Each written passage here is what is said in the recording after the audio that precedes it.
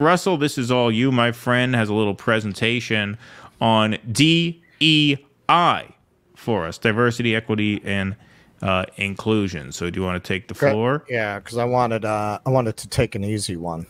Yeah, right. Exactly.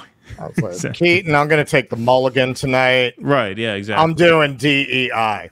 Yeah. Okay, so I think a running theme of the show tonight is the cultural backlash against the movements of the last several years have arrived. Diversity fatigue. Hollywood loses 4 DEI leaders in less than 2 weeks. Now this article is covering this with a certain bias in favor of DEI, so keep that in mind. 3 studios and the Academy of Motion Picture Arts and Sciences laid off or lost top diversity execs in the past 10 days, which gives the impression that the industry is placing diversity, equity, and inclusion on the back burner. I'll address that phrasing when we get more into this. Disney's chief diversity officer and senior vice president, Latondra Newton, a 6-year veteran, was the first of the 4 to go. On June 20th, the company said that Newton was leaving to pursue other endeavors. Predictably, her exit was celebrated by a faction of people, MAGA, who blamed her for Little Mermaid's woke casting, right? You're supposed to read that as MAGA, of Black actress and singer Halle Bailey. Her departure was followed by Wednesday's announcement that Verna Myers, Netflix's head of inclusion strategy, will step down from the role in September. She was the first person to serve in the role, which she held for 5 years. She will remain as an advisor to Netflix as she focuses on her consulting company. Friday, the day after the Supreme Court struck down affirmative action in education, brought a double departure, with Warner Brothers Discovery ousting SVP of Diversity, Equity, and Inclusion, Karen Horn, and the Academy parting ways with EVP of Impact and Inclusion, Janelle English. Horn joined WBD in March 2020, while English's role was created by Academy CEO Bill Kramer in July 2022. Okay, so the way that they're framing this, the way that they're phrasing it, you're meant to inherently, as is so often the case in the way these things are framed, you're supposed to see DEI as synonymous with championing diversity. You know, diversity is right there in the name, right? Diversity, equity, and inclusion. What they're not telling you is that DEI doesn't work. The entire grift of it has been cited in many studies, many papers. This is the New York Times, certainly not an institution or an outlet that would be inclined to question these ideas of diversity, equity, and inclusion. In fact, I'd be surprised if they didn't do these kinds of trainings themselves. But as this article cites, and you can do your own research on this, over the years, social scientists who have conducted careful reviews of the evidence base for diversity training have frequently come to discouraging conclusions. Though diversity training workshops have been around in one form or another since at least the 1960s, few of them are ever subjected to rigorous evaluation, and those that are mostly appear to have little or no positive long-term effects. Moving along, if diversity training has no impact whatsoever, that would mean that perhaps billions of dollars are being wasted annually in the United States on these efforts, but there's a darker possibility. Some diversity initiatives might actually worsen the DEI climates of the organizations that pay for them. That's partly because any psychological intervention may turn out to do more harm than good. In the case of DEI, Dr. Dobbin and Dr. Calev warned that diversity training that is mandatory or that threatens dominant groups' sense of belonging or makes them feel blamed may elicit negative backlash or exacerbate biases. Many popular contemporary DEI approaches meet these criteria. They often seem geared more towards sparking a revolutionary re-understanding of race relations than solving organization-specific problems, and they often blame white people or their culture for harming people of color. For example, the activist Tema Oken's work cites concepts like objectivity and worship of the written word as characteristics of white supremacy culture. Robin DiAngelo's white fragility training sessions are designed to make white participants uncomfortable, and microaggression training workshops are based on an area of academic literature that claims without quality evidence that common utterances like America is a melting pot harm the mental health of people of color. Many of these training sessions run counter to the views of most Americans of any color on race and equality, and they're generating exactly the sort of backlash that research predicts. Okay, so whenever you see a contradiction, check your premises, right? Are these companies stupid? Do they not know the literature shows that these trainings are absolutely useless? That if anything, they set people against each other? That they don't actually increase even the diversity of the hiring pool? They don't even do that much? No, they're not fucking stupid. They're very smart. This allows them to say they're doing something. This is great, getting rid of these programs. Now, that shouldn't be the end of the conversation.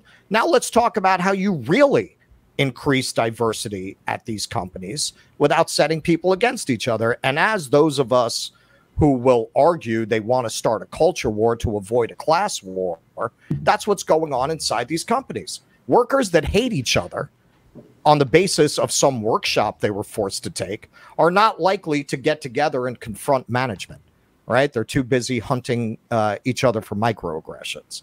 And in terms of, they mentioned some of the divisive ideas that are presented in some of these workshops. And they actually, a little later in the article, they mentioned this specifically. I want to actually show this for anyone who hasn't seen this. Okay, so this is rather infamous. This was on display at the Smithsonian, and it's based on the theories of the writer that they mentioned. This was on display at the Museum of African American History at the Smithsonian, and it basically defines hard work, timeliness, rationality. It defines these as white qualities. It tells us that hard work, delayed gratification, planning for the future, the nuclear family, rational thinking, promptness, politeness, decision-making, personal responsibility, and speaking standard English are white.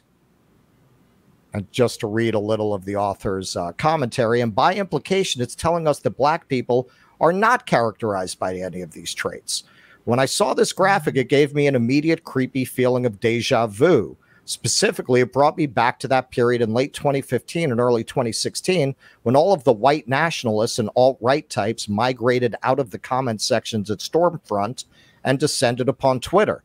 Do you remember what those people kept insisting? Exactly what the National Museum of African American History and Culture is telling us, that all of these desirable characteristics are distinctive and unique to the white race. Exactly. Exactly. It's not a tragedy that they're firing all of these DEI people, nor do I think that they're doing it for the reasons I would want them to do it, to actually make a sincere effort to create more diversity at their companies. They're doing it because credit isn't cheap anymore. Money isn't cheap anymore. These companies don't have money to just burn on fake diversity initiatives anymore. So they're looking at where they can cut fat, and they're cutting it there. But we on the left should use that opportunity to open up a conversation. Hey, we've wrested control of this conversation away from these fucking race hustling grifters. Let's have a real conversation about how we get more diversity at these companies, and let's shut down the Robin DiAngelo diversity complex.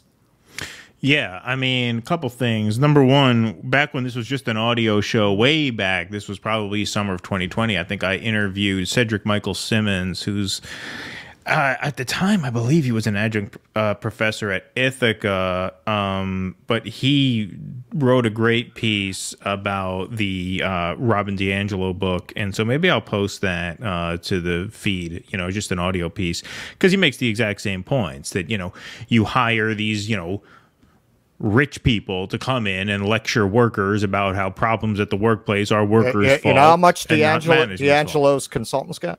It's like 100, 200 grand a piece, right? It's $2,500 an hour. Okay, an yeah. hour. Yeah, so I'm talking about like at a speaking event or something like that. Yeah.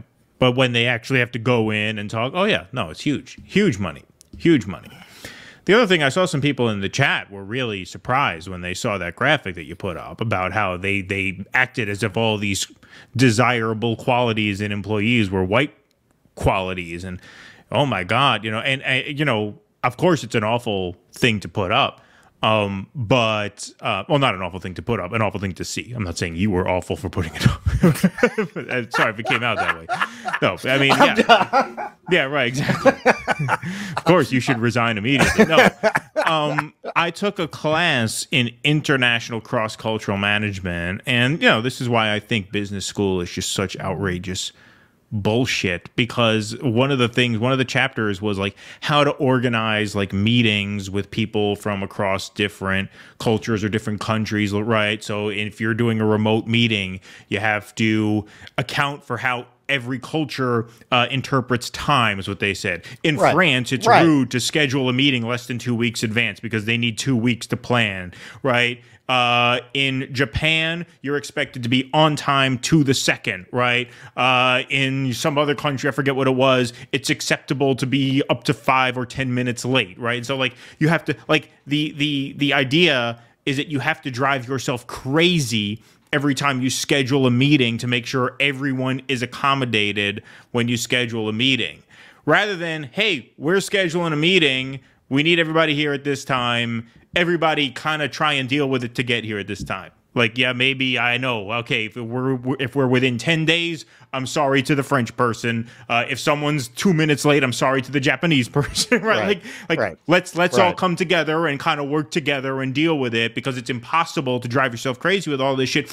But the point is to make it impossible. Like, academic schools of thought arise out of created problems by PMC libs. Yes. They create fake problems, and then they hire a bunch of people to try and alleviate them. They can never actually solve them. That's the grift. That's the hustle.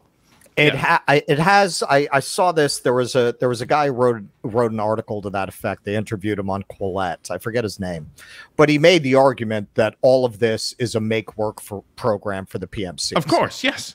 That's exactly what it is. That's exactly what it is. You shouldn't need a textbook on cross-cultural management. The fact that some asshole got paid however many thousands of dollars to write a textbook about how to schedule a virtual meeting in the 21st century and accommodate French people, Japanese, and everybody's got to have their schedules coordinated, right? It's just a make work program for like wannabe elite paper pushers. That's all it is. Right. And you look at the framing of that article, and this is the framing that is going to be pushed by these hustlers. Like, see, they hired these people because of George Floyd, but they didn't really mean it. What they didn't really mean is that they're going to keep lining your fucking pockets for a program that I have very little doubt they knew is ineffective. That's the point. That's the point. It's a placebo so that your employees of color can see white people getting yelled at and go, yeah, man, this company is watching out for us. Right. Exactly. Then you don't have to do anything else, right? Look, you humiliated some white people. Right. Okay, done. now I can hire my fraternity brother's idiot nephew to work over that person. Right. Please clap.